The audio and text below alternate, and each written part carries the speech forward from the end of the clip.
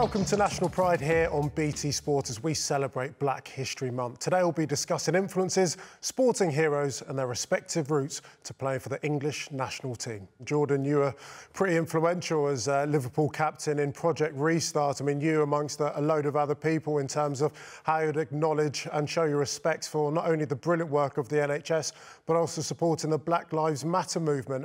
Why did you feel it was important for you to speak up and lead the way in that manner?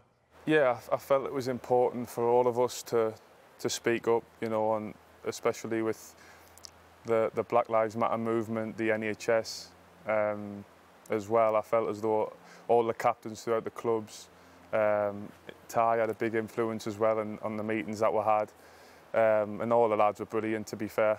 And I think it was just really important to stick together at times like that. You know, I think rivalry goes aside for the greater good. In times like that, you need to stay together, and I felt as though we did that really well. And I feel as though we've made a big difference going forward. I mean, Tyrone and Dom, I mean, Jordan's just mentioned how important it is and to put rivalry aside, and sometimes there are bigger things than just the 90 minutes on the pitch. I mean, how proud were you of seeing the way in which the Premier League and every single club and management and staff acknowledged the Black Lives Matter movement? For me, I think obviously with the significance and size of the Premier League, it was important that, you know, that they got behind the movement and went with it, and obviously taking the knee even now still before the start of the game and wearing the Black Lives Matter on the shirt, it was a big gesture of change and how we can move forward. I think we've had a kind of a newfound resilience and togetherness in the Premier League meetings that we were having. We recognised that we had such a huge platform that we could try and help and try and drive change and try and make people aware of the difficulties that people are facing outside of football. So it's been very proud to see the development of that, and yeah, it's still going now, which is something that we should take great credit in. Absolutely, Tyrone. You just mentioned a couple of things in terms of change and making progress. If we were to cast our minds back to 12 months ago and you were unfortunately involved in an incident, well, it was a lot greater than just an incident when England took on Bulgaria. I mean, how far do you think we've come in the last 12 months? I think a lot was made of the sanctions that followed that game and whether they were strong enough. And I think that's up to people to make their own minds up in terms of what happened inside of football. Obviously, there's still been incidents in England, so I don't think we are so, I don't think our patch is so dry that we can start throwing accusations or stones at other countries and kind of putting them down. But it was obviously such an unfortunate evening, what we went through, but the way that we stuck together was incredible. And in terms of the change that's happened since, I think the biggest thing for me is bringing an awareness to it. The fact that everybody is speaking about it, whether, like I said, it be the Black Lives Matter thing or racism and discrimination is so prevalent at the moment and is on the tip of everybody's tongue and the forefront of people's minds. I think from here we can do so much, and we can drive change in the way that we want to drive it and take it in different directions. And we've already seen that doors are open that maybe wouldn't have been open 12 months ago to try and have these conversations. So I think a lot has moved on, but there's definitely still a lot to do. I mean, in the immediate aftermath, it would have felt pretty raw and quite emotional. What conversations did you have internally as part of an England national team to make sure that this was a situation that shouldn't be repeated? Yeah, like we said, there was a lot of things that were outside of our control during the game. I think the FA and the management staff here prepped us and briefed us before the game again about what could happen really well, and I think that really gave us a clear understanding of what the protocols were if anything were to happen in that game. And I think we followed them well, and again we stood together. I think the second stage of the protocol was the stadium announcement, and that happened just before half-time, so the kind of timing worked that we would get through to half-time and then have a conversation in the changing room behind closed doors about what we wanted to do. And yeah, we felt that if we followed the protocol and finished the game and done everything that we could do, then we could let the authorities deal with the matters after the game. But if we had to go back and repeat it now, or if we were in that situation again, I don't think we would change anything, because I think it probably gave us even more solidarity and a newfound unity coming away from Bulgaria after what we faced and how we handled it as well. If we go back in time just a little bit further into the 60s, when you had the likes of Muhammad Ali that were really socially aware and they spoke up at the peak of their powers about social injustice. I mean, I think it's arguable to say that you guys probably have greater platforms now, but with that, with having those greater platforms, do you feel as if you're free to be able to speak up about these issues? Absolutely, yeah. I think with the platform that we have now in terms of social media and how easy it is to get your opinion and thoughts across, it's important that we do make a stand, and if something needs to be said, that we say it. But at the same time, we are under scrutiny as England players, that you can sometimes say the wrong thing, so that does cross your mind sometimes. But I think when you're standing for what's right, it's important that you say it. And Jordan, for yourself, I mean, Liverpool captain, do you feel that pressure, especially when you do want to do the right thing, keep your integrity, speak out? I mean, how much of a burden do you feel potentially compromises what you might have to move on and do? No, I think it is important if you use it in the right way. It's about something that you're passionate about or you've experienced, or something where you have a lot of knowledge of or information, and I think it's a really good way to get your opinions across. But yeah, it's got to be in the right way, and I think if you look at someone like Marcus, who's used it perfectly well to do something he's really passionate about and help millions of young kids, is a perfect example of it, really. And I think stuff like that will give other people confidence to speak out in certain matters that they're involved in or they feel that needs to change. And I think that's really important, but it definitely has to be used in the right way, with the knowledge and information for whatever topic it is. We often use the word culture when we speak about team unity, team bonds, and the way in which it can be for positive health. But within that, how open are the discussions with regards to racial inequality, as well as adopting a whole team's culture? Yeah, I think culture and kind of trust within your teammates comes through going through experiences together, and it only comes over time, really. The amount of diversity that there is in football at the moment, in changing rooms and within clubs, makes those conversations really easy, because they're not topics that you can get away from. Someone in the changing room will feel passionately about it, and if somebody feels passionately about any form of discrimination, but especially racism, then it's something that I think everybody has to come together and tackle. And that's how you that's how you deliver a good culture, that's how you gain each other's trust.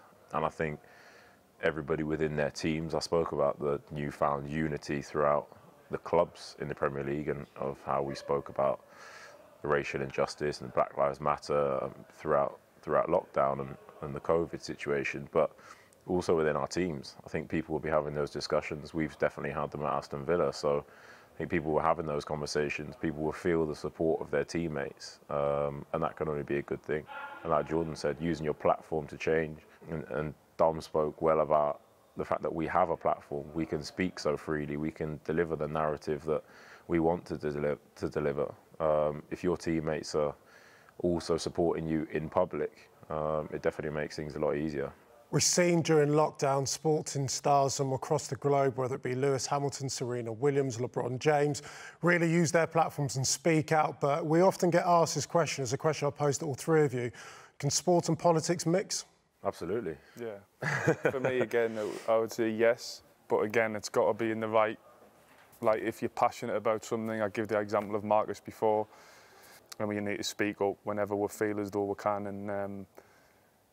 And that's, yeah, I think that's the most important thing, really. I don't know what you think, Ty. Yeah, definitely. I think one negative of when politics and sports mix was the Black Lives Matter again.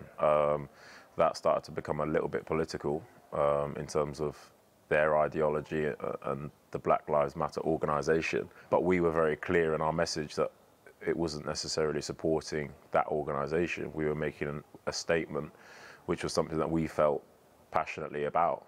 And football does have such a huge reach, and we have such great big platforms, that if we felt strongly about something, like Jordan said, then we would be doing ourselves a disservice to not speak about it and not use our platform to try and spread the message. So I think it can definitely work. They can definitely mix, but of course with everything there's a fine balance. Okay, let's talk inspirations. I mean, you're all inspirations in this country, and you've mentioned a couple of others like Marcus Rashford. Dom, can I ask you, did you have any black sporting icons or inspirations when you were growing up? I did, yeah. Funnily enough, you mentioned the question about Muhammad Ali earlier, and as a young lad, I didn't really know too much about him, but I had a few posters of him, and then as I got a little bit older and YouTube and things like that, I'd educate myself more on Muhammad Ali, and I'd probably say in more recent times, obviously being a football player, Thierry Henry was a big idol of mine, and playing the same position and things like that, relating it to football, he was a big idol of mine. Ty, how about yourself?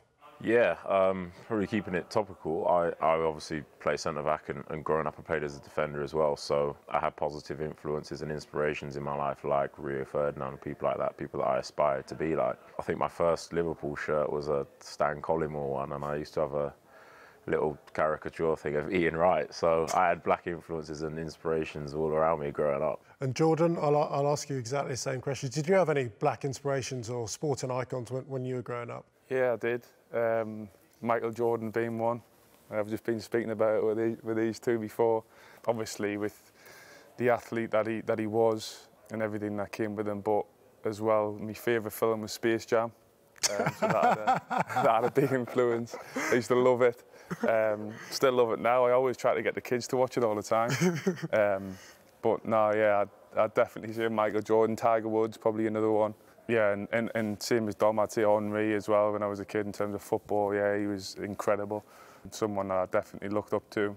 We spoke a lot about that collective voice, raising awareness with regards to social injustice and racial injustice. But to move the conversation on, I guess effectively what we're looking for is action. If you could change one law or make an amendment, whether that's on social media or any other area, what would that one change look like? A question to all three of you.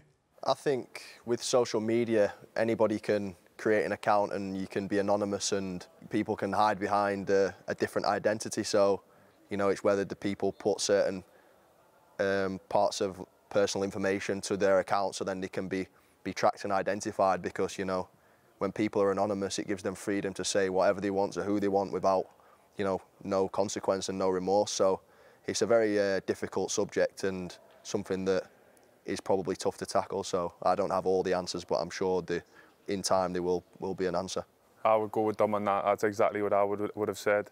Obviously, we don't know the ins and outs and how it can be done, but I think when you do create an account, there needs to be some accountability, and where you can track that person down. You know exactly who it is. If whatever they're saying on social media needs to be tracked down, I think that is something I would definitely, yeah, I would say exactly what Dom said. Yeah, I mean, I don't mean to be an echo, but I would say this. I would say the same. It's such a valid point, and it's such a big topic.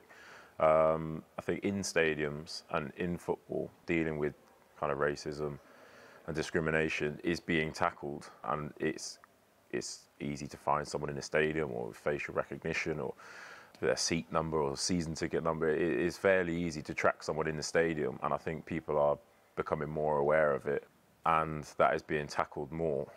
But like I said, when we go away from football, there are still huge problems in terms of what people can say to you and how much access they have to you, and it shouldn't be a question of, oh, if you don't like it, come off social media.